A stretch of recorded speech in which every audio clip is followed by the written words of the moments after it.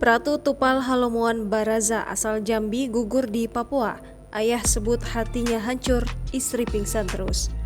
Duka mendalam dirasakan oleh keluarga Pratu Tupal Halomoan Baraza. Prajurit TNI asal Jambi itu gugur di Papua usai serangan kelompok kriminal bersenjata di Gome, Kabupaten Puncak, Papua. Pratu Baraza gugur bersama dua rekannya yakni Serda Rizal dan Pratu Rahman. Pratu Baraza hembuskan nafas terakhir usai sempat mendapatkan perawatan di puskesmas. Dikutip dari Kompas.com, ayah Pratu Tupal Halomoan Baraza yang bernama Tindas Baraza mengatakan anaknya sudah 5 tahun tugas dengan penuh harapan. Tapi sayang sekarang sudah pupus harapan.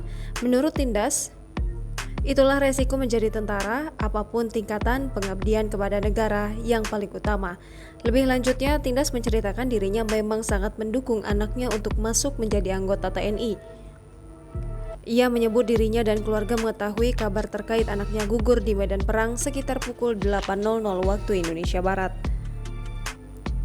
Dandim 0415 Jambi Kolonel CZI Sriyanto mengatakan salah satu putra terbaik Jambi telah gugur di medan perang setelah kontak senjata dengan kelompok separatis pada Kamis 27 Januari 2022.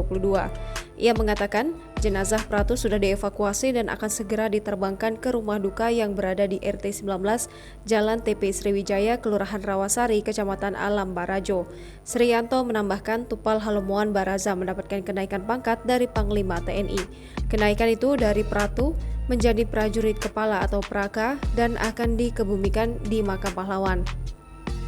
Lebih lanjut, Pratu Tupal tersebut tugas di Batalion Infanteri Raider 408 Suprasta dan tugas di Papua. Jangan lupa subscribe, share, komen, dan like ya!